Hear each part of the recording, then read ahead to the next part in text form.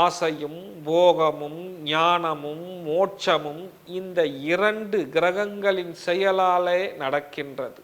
இது ராகு கேதுகளின் இயக்கத்தில் நிற்கின்றது.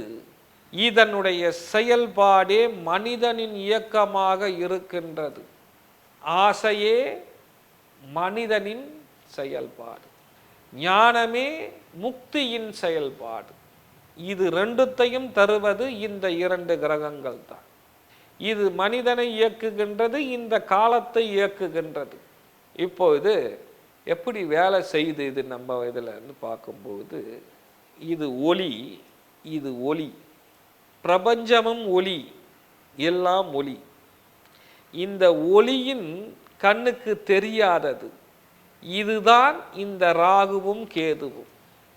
இது கிரகங்களின் பதவி பெற்றது. கிரகங்கள் 7 தான். இது சாயா கிரகம், நிழல் கிரகங்கள். இதுதான் மனம், ஆன்மா. இதன் பிரதிபலிப்பே இந்த இரண்டு கிரகங்கள் தான். இது சூரியனின் பிரதிபலிப்பாகின்றது. இந்த இரண்டு கிரகங்கள், இந்த இரண்டு கிரகங்களின் செயல்பாடே சூரியனை நிறுத்துகின்றது, சூரியனின் இயக்கத்தை கட்டுப்படுத்துகின்றது இந்த ராகு கேதுகள். சூரியன் இந்த உலகத்தில் ஆத்மகாரகன். மேசத்தில் உச்சம் பெறுவான், சிம்மத்தில் ஆட்சி பெறுவான்.